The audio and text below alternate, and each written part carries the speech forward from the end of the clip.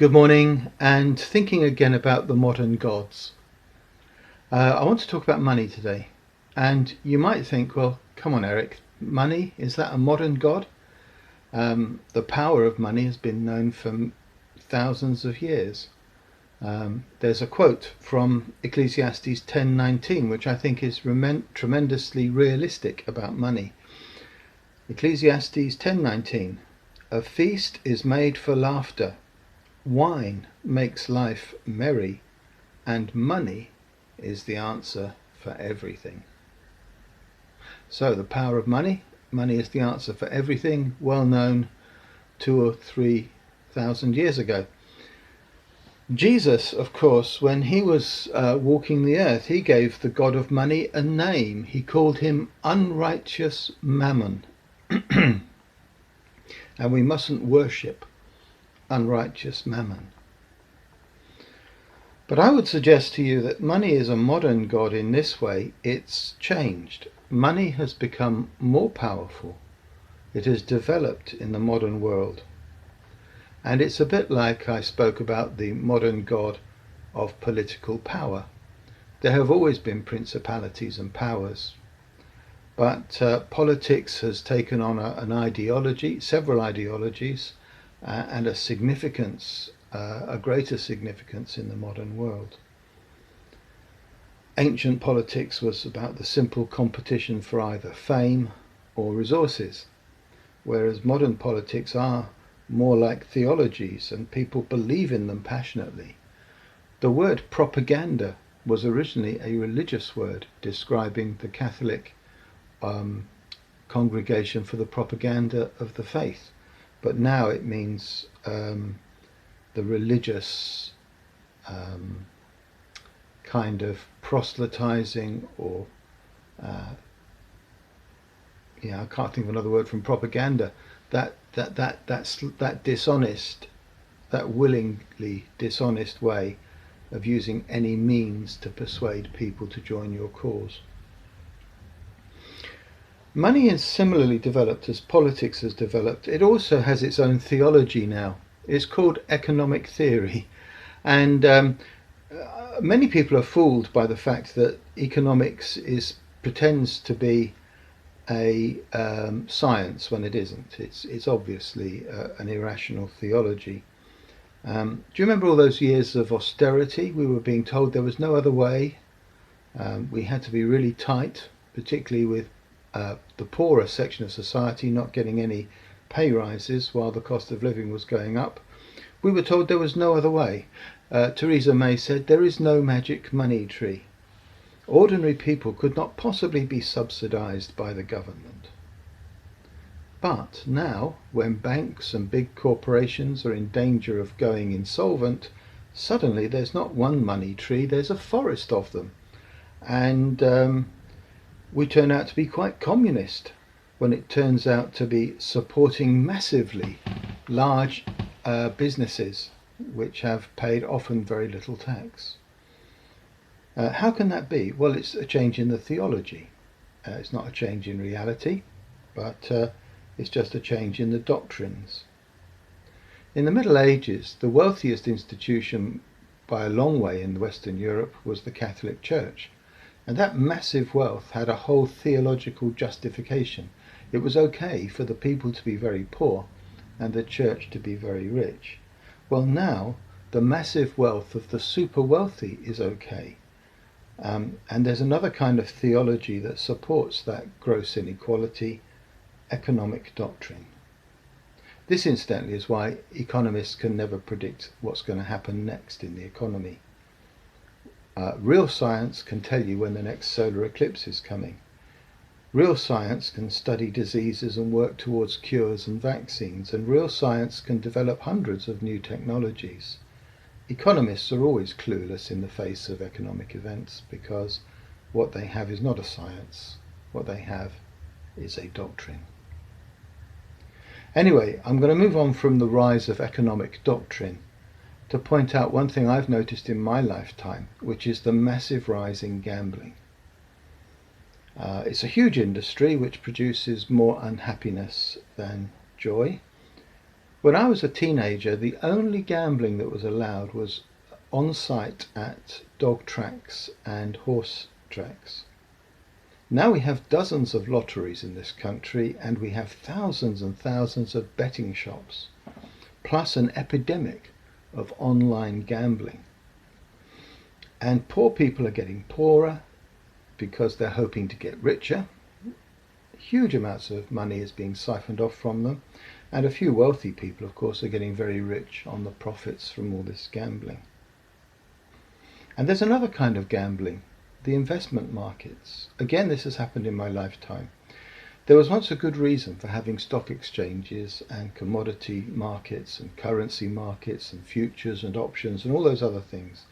They have all become gambling casinos. Each of them has almost lost their original purpose.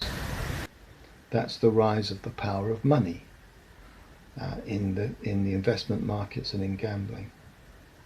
At the same time, great enterprises have come a cropper, and many more are going to collapse in the next 2 or 3 years because they've been looted by their executives and by their shareholders. Massive borrowing, massive payouts to shareholders, rocketing share prices mean massive bonus for the executives. Once thriving companies turn into debt-ridden shells, and as soon as there's a crisis, they're gone. This has happened a lot lately, and it's going to happen some more. So money has always been worshipped, but now the power of money is immense. And I think there are some reasons for this that we can understand, and some which are more mysterious. But one thing that's obvious is the rise of urban culture. We now live in an urban world. Almost no one grows their own food, almost no one keeps their own livestock. Most people do not have a personal skill that they can use to make money. So we're utterly dependent on money, and we're utterly dependent on whatever the social system is that enables us to earn money. At the same time, the massive increase in mobility has weakened community bonds and family bonds. Local organisations and family networks, which once gave us a sense of worth, offered us respect, whether we were rich or poor, a sense of belonging, they're not there anymore, or they're weakened. Even church connections, I've noticed, and old friendships don't seem as powerful as they once were. So how do I get a sense of worth? I get it from having money. And people are living insecure lives. There is no such thing as a job for life now, and people are worried. People who you'd think are quite prosperous are really worried about their financial prospects. So money has become, for many people, the only measure of success, the only sign of personal worth, and a lot more insecure. So that's the god of this age, money, just as it was the god of the Roman age to a lesser extent. And as all the old religions lose their power, so the secular religions like politics and money loom larger. How do we respond? We serve another God. We have a different Lord. Well, all I can suggest is a few things. First of all, we mustn't let economic reasoning dominate our lives. When we make our decisions, we should sometimes waste money. There are lots of examples I could think of. Buying your clothes from a local tailor or seamstress rather than the cheapest option. Choosing not to spend money at all on things that we don't really need. People buy so much rubbish as a kind of therapy or entertainment. I would suggest sometimes it would mean refusing to do a job that you hate, even though you will have a lower income. I have known quite a few people who do a job that they really dislike, that wears them down. They despise it. And they have to have 3 or 4 holidays a year to escape from that job. But of course that's expensive, and so they need the money that the job gives them. That's a trap, isn't it? I would suggest generosity. Give gifts. Don't think about how much the gift is worth. Just give it. In fact, it's better not to give money, I would say, at all. It's better to spend some time or effort.